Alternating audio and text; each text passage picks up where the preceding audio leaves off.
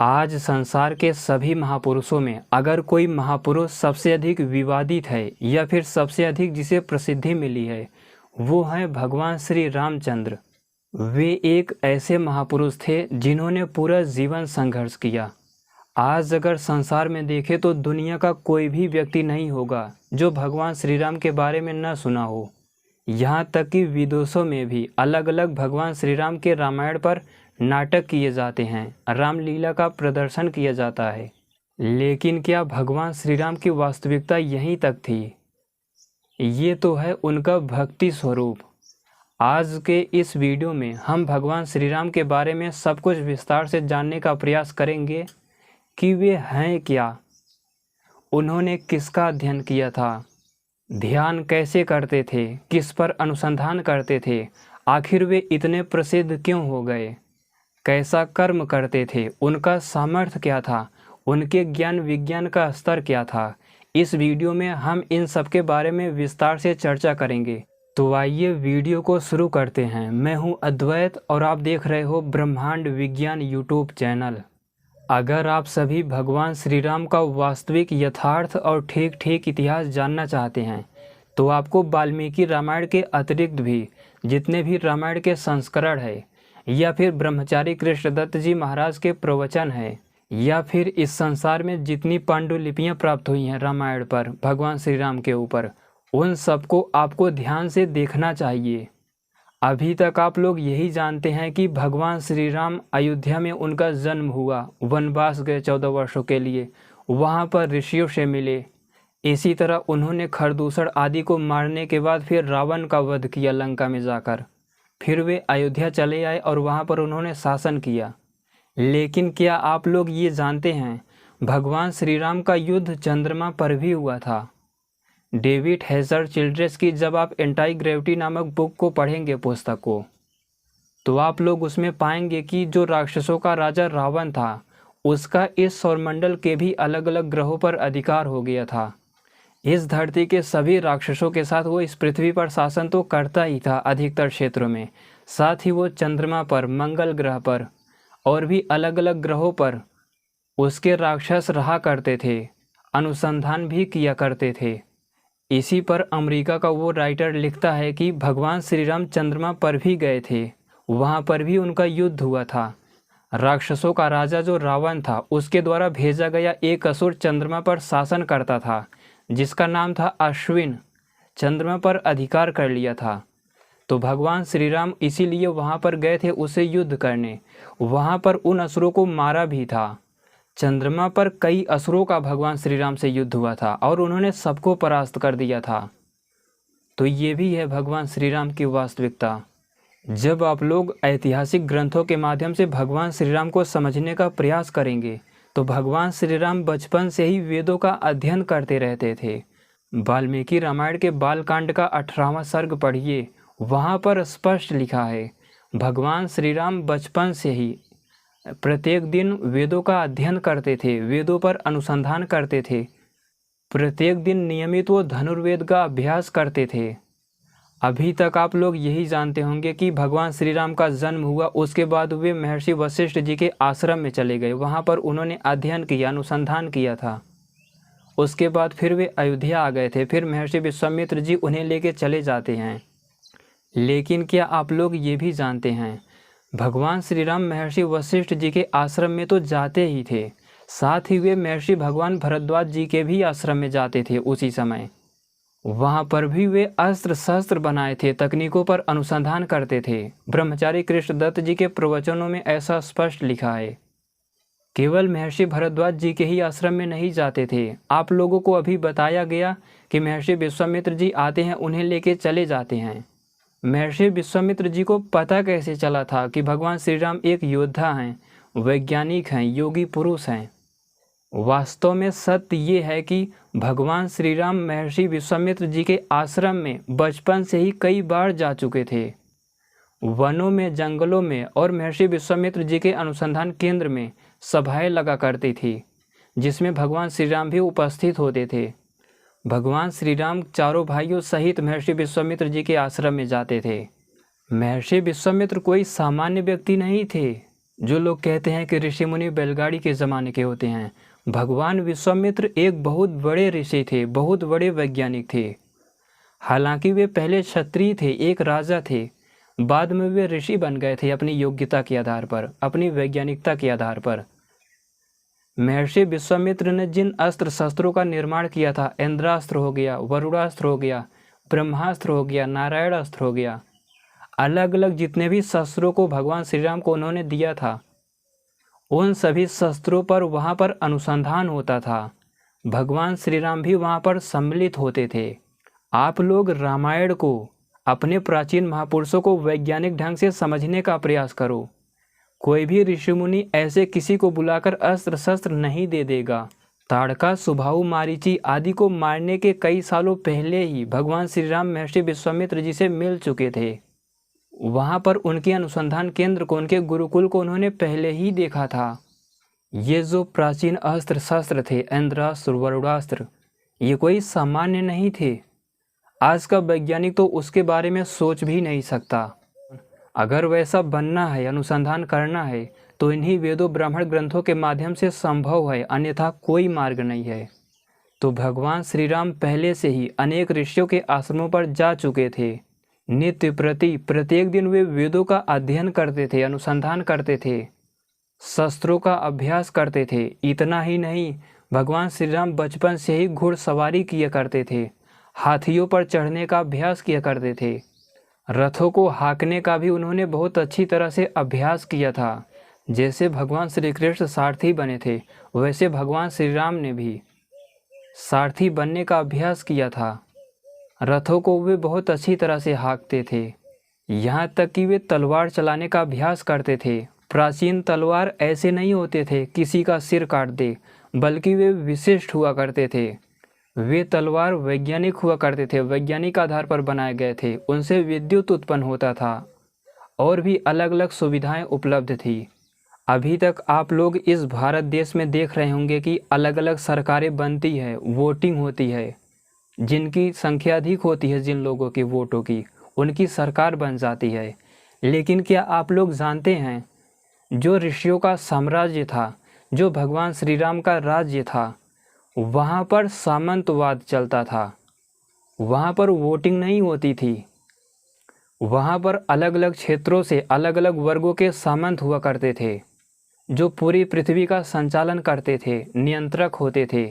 प्राचीन काल में सामंतवाद हुआ करता था।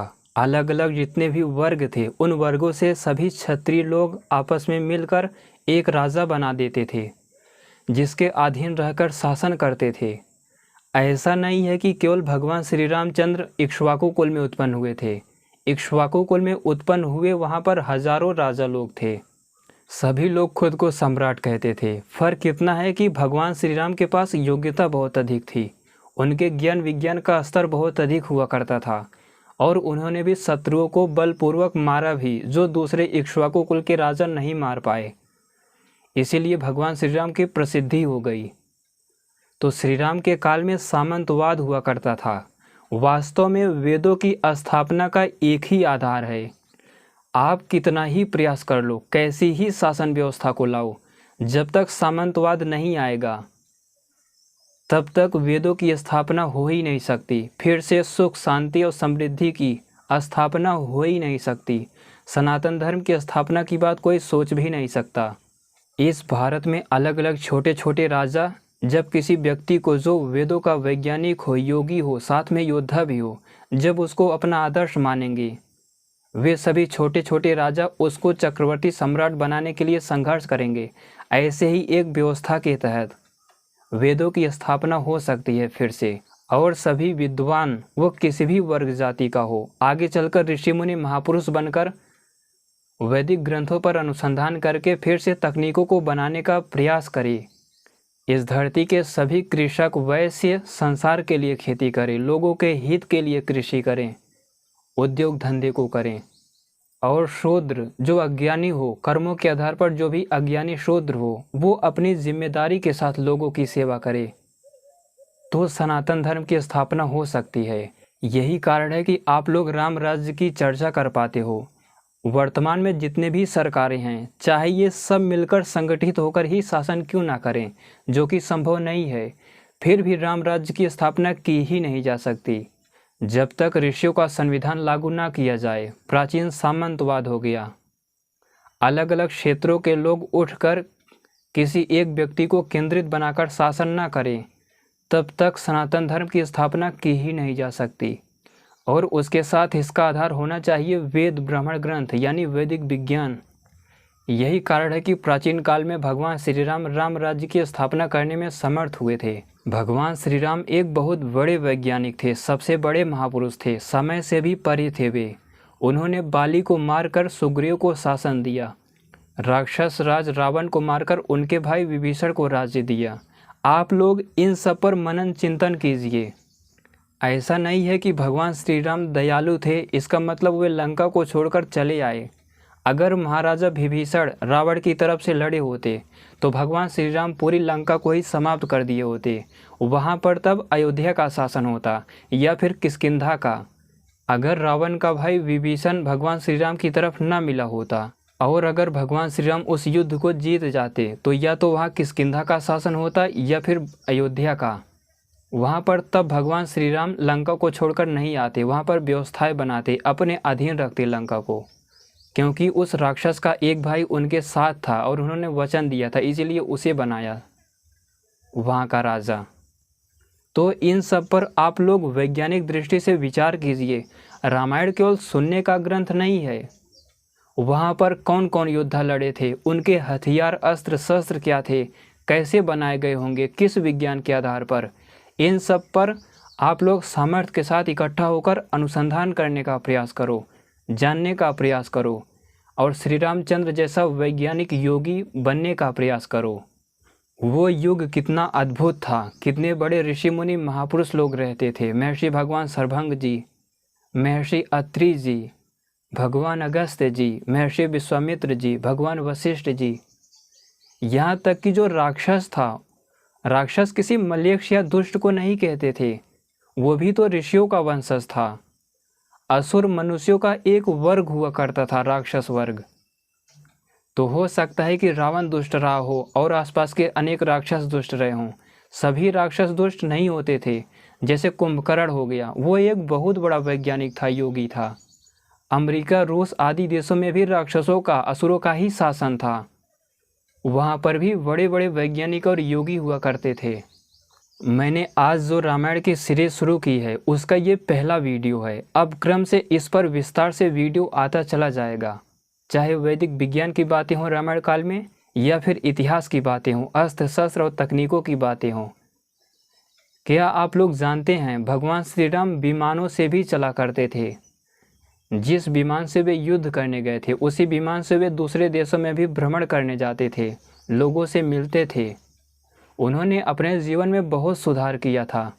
यहाँ तक कि महर्षि भगवान नारद जी ने भगवान श्री राम के बारे में कहा है कि रक्षिता स्वस्य धर्मस्य स्वजनस्य च रक्षिता वेद वेदांग तत्वज्यो धनुर्वेदे च निष्ठिता। रक्षिता स्वस्य धर्मस्य, भगवान श्री राम अपने सनातन धर्म के पूरी तरह समर्पित थे, उसकी रक्षा करने में पूरी तरह तत्पर रहा करते थे, कभी शत्रुओं से पीछे नहीं हटते थे। और एक क्षत्रिय धर्म होता भी यही है, बलवान शत्रु से भी वो कभी नहीं डरता। स्वजनस्य च रक्षिता, जितने भी धर्मात्मा थे, अपने ऋषि मुनि महापुरुष थे, भगवान श्री राम सबकी रक्षा करते थे, अपने लोगों के रक्षक हुआ करते थे। वे किसी जाति के रक्षक नहीं थे कि सारे क्षत्रियों को इकट्ठा करके उनका रक्षक। जो गलत है भले ही अपना हो, उसके भी वे शत्रु थे। वे बहुत बड़े महापुरुष थे, हर जाति वर्ग से परे थे। जाति और वर्ग उस समय भी हुआ करते थे, राक्षस वर्ग, असुर वर्ग, बानर वर्ग, किन्नर वर्ग, यक्ष वर्ग। जो ताड़का थी वो भी एक बहुत बड़ी वैज्ञानिक थी यक्ष वर्ग की, वो राक्षस नहीं थी। तो श्री राम हर वर्ग से उठे हुए थे, सबसे ऊपर थे, सबसे बड़े वैज्ञानिक थे। दिन प्रतिदिन वेदों का अभ्यास करते थे, अध्ययन करते थे, अनुसंधान करते थे। उस समय ब्राह्मण ग्रंथ नहीं हुआ करते थे। ब्राह्मण ग्रंथ तो वेदों के व्याख्यान ग्रंथ हैं। उस समय ब्राह्मण ग्रंथ जन जन की भाषा थी, लोग आपस में ब्राह्मण ग्रंथों के विज्ञान को आपस में चर्चा किए करते थे और सीधे वेदों पर अनुसंधान करते थे, वेदों की वैज्ञानिकता को समझा करते थे। ऐसा नहीं है कि महर्षि भगवान विश्वामित्र जी ने उन्हें बुला के सीधे अस्त्र शस्त्रों को दे दिया। उन अस्त्र शस्त्रों को भगवान श्री राम ने बनते भी देखा था, उनको पहले चलाया भी था। वे जानते थे कि किस सूक्ष्मता पर जाकर महर्षि ने इन शस्त्रों को बनाया है।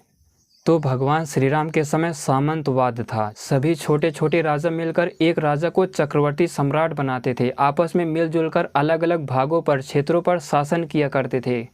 यही कारण है कि राम राज्य की स्थापना हो पाई। अगर वर्तमान युग में भी राम राज्य की स्थापना करनी हो, सामंतवाद तो लाना ही पड़ेगा।